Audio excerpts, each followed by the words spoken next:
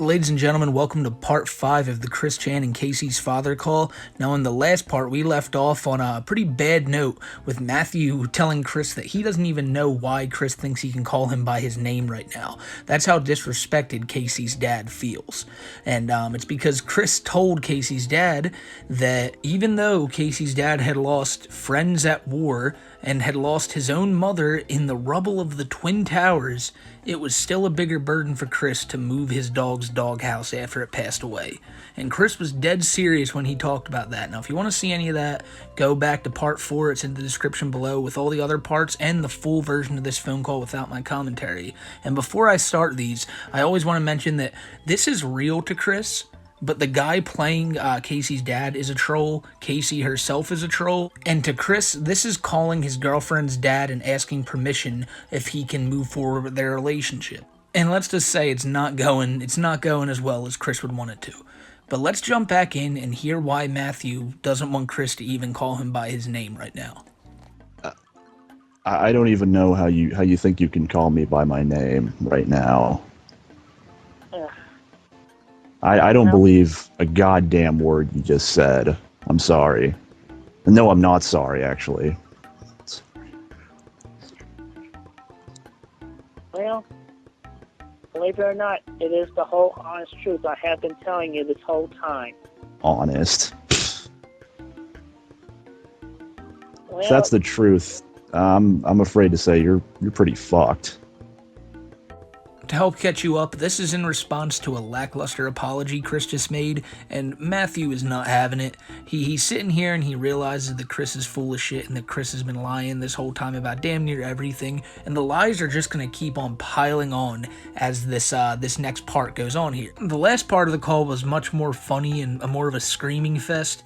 This part of the call is just Chris showing more of his true colors and showing that he really has no answers for anything that he does, and clearly shows this guy that he has no future, like no set future plans, especially if he ends up having a kid and a wife with this dude's daughter. So, you know, you can understand why he's frustrated. You're just using people from the internet as scapegoats for your problems. And you were lying when you first met Kacey. That's what I've gotten about this. You are not good enough for my daughter. Chris, on the other hand, has my blessing. I love how at the end there you can just hear a mean stress sigh from Chris. And you can tell that hearing that this guy, the guy that he's trying to impress is telling Chris that, nah, sorry, your mortal enemy, Liquid Chris, nah, that dude's the shit, and I want him with my daughter. And Chris really has no set response for this, except for the aforementioned stress sigh. But, you know, it's just so funny to think that really, like in real life, in the future, even though I told you, you know, the father's a troll, Kacey's a troll, Liquid Chris, the ex-boyfriend's a troll, in real life, Kacey and Liquid are her husband and wife, so it's just funny how things work out. But I'm pretty sure anyone watching this video already knew that, so let's just move on. And if the internet is such a problem for you, I mean, just get rid of it. I mean, what do you have to do? Just call up, you know, whoever it is, you know, AOL, whatever it is you use, just call them, say, I don't want the internet anymore. That's all you have to do. You don't need it for anything. yeah, well, I got a whole bunch. Go to a library. Well, I have a bunch of ties on the internet, and for information, I do go to libraries. I read a lot of books.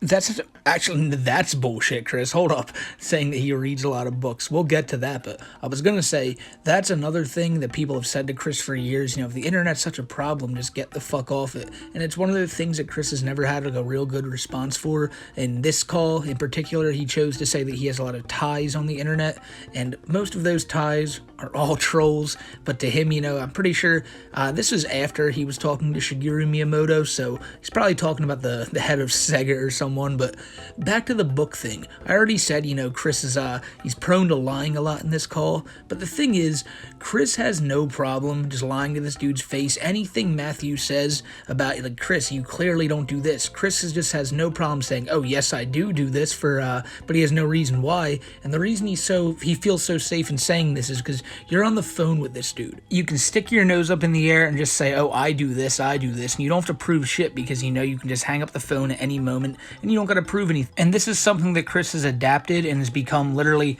part of his everyday life because he spends all of his time communicating with people over the internet. And that's a dangerous thing to happen, in my opinion, to people who really only associate with others over the internet, not in the workplace, not with friends, not in anywhere. You tend to lose that grasp on reality, and you feel safe in talking about all this shit that in real life you'll be pressed on, because you can just one click away and just go away from all that shit and not have anyone question you.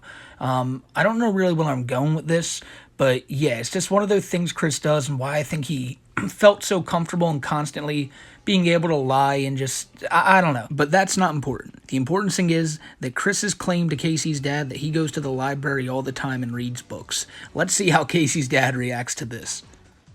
Really? What was the last book you read? The last book I read was To Kill a Mockingbird. It's high school shit. I read that. Kacey read that in high school. Kacey read that as a freshman in high school. I call it adult drama. An adult drama. Yeah. He really went with the one fucking book that every kid in the United States of America has to read at some point in time, especially kids from the South like Chris. And it's just amazing to me. Now, I read To Kill a Mockingbird in, I think, like 8th grade, and, like I said, it's just one of those things everyone has to do. Like, have you ever played piano before? You know how to play Heart and Soul. Have you ever read a book before? Odds are you've read fucking To Kill a Mockingbird, because, it's just, you just have to.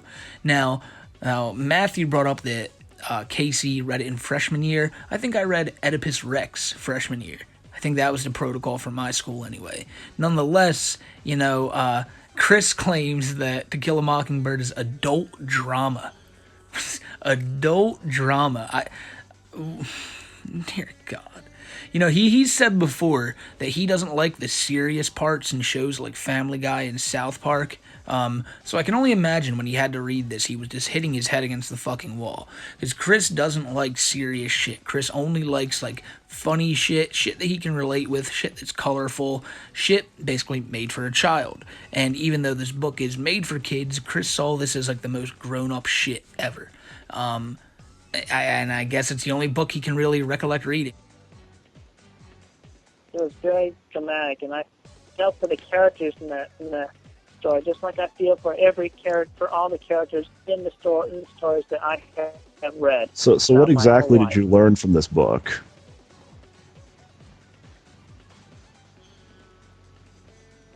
I have learned that I have to be able to cope and be patient with everybody there's a whole lot of people that may appear to be impatient or that can be hard to put up with. Like George had to put up with money throughout the story. I mean, I'll tell you that. That's of Mice and Men. Oh, I'm sorry. I'm getting my stories mixed up. Yeah, To Kill a Mockingbird. I'll be honest. You got to feel for Chris a little bit, because he seemingly doesn't even know where the fuck he's at. Like, he's just stuttering over his words here. Chris isn't made for these conversations, so seeing him in one is just so fascinating. But even shit that he should have remembered from high school, the best days of Chris's life, quote unquote, from him, he doesn't remember jack shit about it. Yeah. Did you even read this book? Yes, I did. The dramatic story, the story about that girl who was living with her family throughout the Depression, and then there was that guy next door who was nice enough to leave her gifts in the tree trunk. Or And that's like that was definitely a story of like you definitely learned, be kind to your neighbor, and they'll be good, and they'll be kind to you. So, firstly, I just had this thought while listening to this back.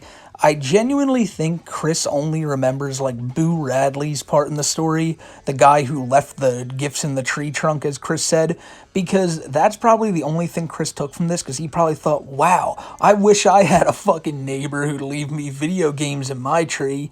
That's probably the only thing he took from this. And then when asked to describe the book, I think Chris is just thinking of stereotypical good values that a story or something might have at the end of it, and he's just trying to say, like, is that the one with that? Treat your neighbor with kindness, like Boo Radley did, but, whatever. Once again, I always bring this up. I got to stop trying to make sense out of the shit Chris does, because it's Chris. It's not supposed to make sense. That's still another. That's still another. That doesn't sound like that doesn't sound like the American classic that I know.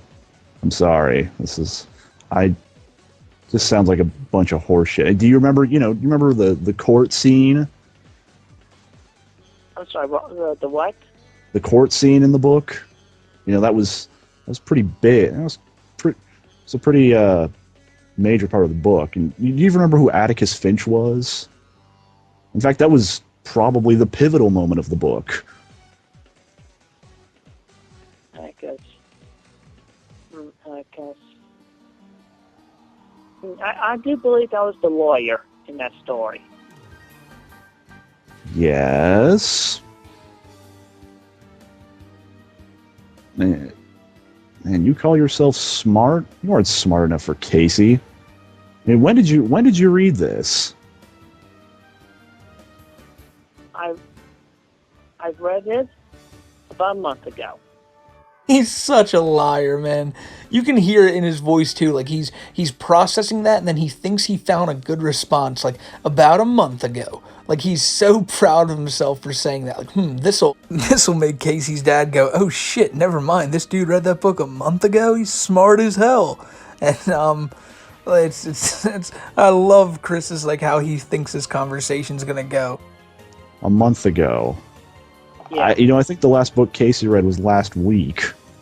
And she reads books, she reads books like you probably stuffed candy down your throat. Stuff candy. I stuff vegetables down my throat. I stuff green beans. I stuff broccoli. I stuff corn. I stuff carrots. Wow. What the fuck are you talking about? That exchange is what legends are made of, ladies and gentlemen. That, I think, is my favorite thing in this entire phone call. And again, you can hear Chris kind of repeating what Matthew's saying before, like, just stress sighing, giving a, I stuff vegetables down my throat. He's like, and it's once again, it's like it's a kid fucking just, like, stomping up and down, saying, like, this shit, trying to be like, oh, no, I don't. I mean, I don't even know what the hell... I eat and drink healthy. Yeah, I'm starting to think that every single thing Chris says in this part of the phone call is a lie. Let's keep tabs on this. And you look like that. I don't... You don't even know what I just said, do you? I mean, you completely missed that I was, that little analogy back there. No, and Kacey says you eat McDonald's. You say you eat healthy, but you eat a McDonald's? I have salads over at McDonald's, and I drink the lemonade over there. The lemonade is full of sugar. Chris is fit. I mean, I've seen that man. He has rock hard abs. That guy makes a Marine proud. And he can cook. He doesn't go to McDonald's because he doesn't need to. Well, I can cook too, and sometimes I do cook. Yeah, at this point of the call, it's very apparent that Chris is just willing to say whatever the fuck to try to get on this guy's good side. As I said, we're keeping the lie count going, and they're just piling up here. And the fact that he really said he goes to McDonald's just to eat the salads is... He's never got a salad there one time in his fucking life. Maybe in the later years, like after this shit, but at this point, no fucking way. It was chicken nuggets and fries all day, baby.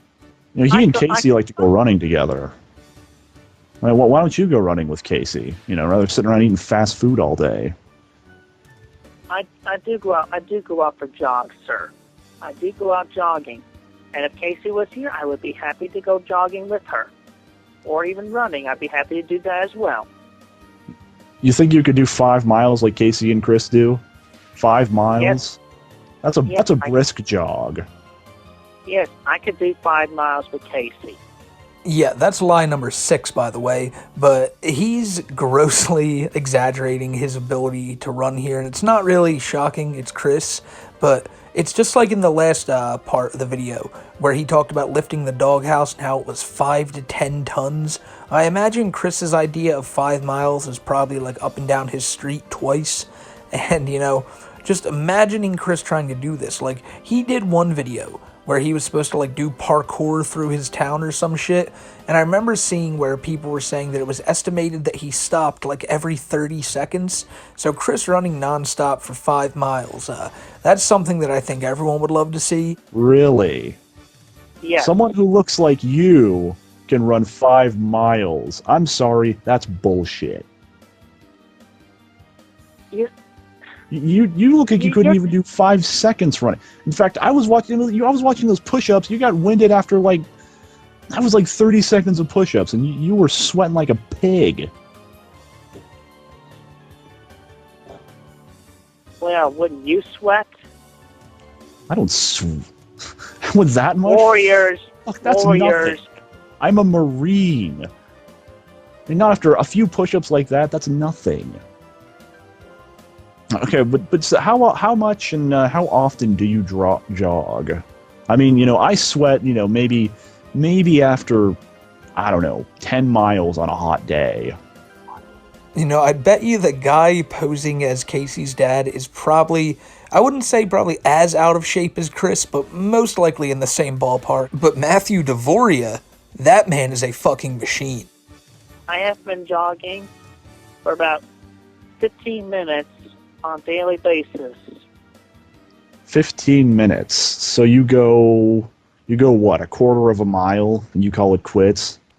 That's pussy shit, and that's just jogging. I mean, Kacey could run, Kacey runs for, at least an hour.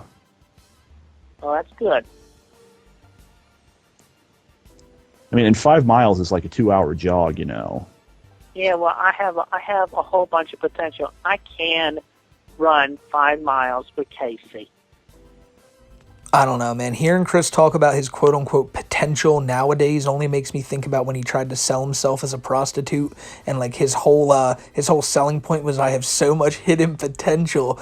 And to Chris, that's just one thing that he can say to get people off his back. Well, if you're questioning why I'm not all these things and why I suck at all these things, you're just not seeing the potential in me.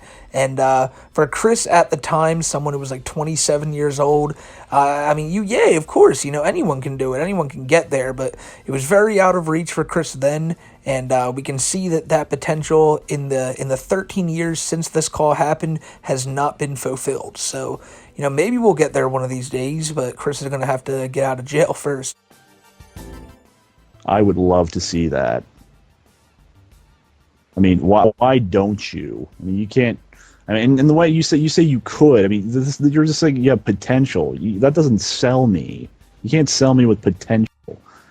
See, maybe if Chris took Matthew's advice during his prostitution days, things would have worked out better for him. And why don't you run 5 miles, and maybe I'll think otherwise. It would be hard to video record 5 mile running, but I can run 5 miles with Kacey. You can. Yes, I can. And I will. But why with Kacey, though? Why can't you just do it on your own? I mean, you have a camera, don't you? I mean, it wouldn't be that hard to just hold a camera and run, would it? I mean, that's easily doable. Yeah, well... Why can't you figure out how to do that? You said you're good with computers. I don't know shit about computers, and I can do that. I barely even know what a Windows is. You really know what Windows is? don't d- don't patronize me. You know, at the very end there, Chris really thought he had his out. He thought, oh shit, you say you don't know what Windows is? Maybe if I explain what Windows is to him, he'll like me now. But no, Matthew's really just focused on Chris running 5 miles and recording it. But Chris is going to try to come up with every excuse in the book to try to explain why he can't do that. But, it's just fucking ridiculous. He knows damn well, Chris, at least I hope he does, that he can't run 5 miles. Later, and we'll talk about this in a call much further down the line, when Chris is talking to Jackie in the future, Jackie, who's a future sweetheart of Chris's, she asks him to do 10 pull-ups or some shit like that. So Chris goes to the local park, and Chris tries to do pull-ups, and he can't even do one. And it's just one of those things where Chris would probably try to run 5 miles, but he'd probably get close to like 5 meters before he started realizing, oh fuck, I can't do this. And that's where we're going to end this one today. We got part 6 coming up later this week, and this is a little shorter than the more recent parts, but I only wanted to cover this today, and there's still a lot more of this shit we can cover, and it's going to be funny. Now, after this is over, I've decided that we're going to cover the Alec Benson Leary calls. And that's going to take a long time to get through all of them, but that's such funny shit. So we gotta do that, because that's just behind this in its level of comedy. Chris lies a lot more there, but this is a lot going on in all these calls. But yeah, we can see that Chris and Kacey's father are not seeing eye to eye. I'm pointing out here every time, you can see we just had about 8 lies within like a 4-minute stretch of Chris talking. So the numbers are really, they're getting staggering, ladies and gentlemen. Other than that, I want to give a shout out to Holly, Sky, Tyler, Vanessa, Krabby, your mom. You guys are goats. And I want to give a shout out to all y'all who stuck through and made it to this far in the video. Now, I just want to say thank y'all so much for all the support. Everyone who leaves a comment, even if you leave a comment and just say, what's good, Smokey? Most likely, if you leave it within the first 2 hours, I'm a guaranteed get back to you. So yeah, if you guys ever got anything to say, anything you want to tell me, or just chat about, drop that shit in the comments and I'll get back to you. But, it's a Monday. It's the start of another week. I hope all of y'all are getting ready for the weekend already, because it's only 5 days away, ladies and gentlemen. It'll be Friday before you know it. You'll be sitting back, sparking one up, drinking a cold one, hopefully. Maybe have some good food. Just having a good weekend, and that's what you got to be in the mindset of right now. Don't be thinking of the work week. Just think of the weekend. And that's all that matters, ladies and gentlemen. I don't know where I'm going with this. I'm all fried up right now. But I hope you all have a great rest of your day, and I'm going to have a great rest of mine. Take care, ladies and gentlemen.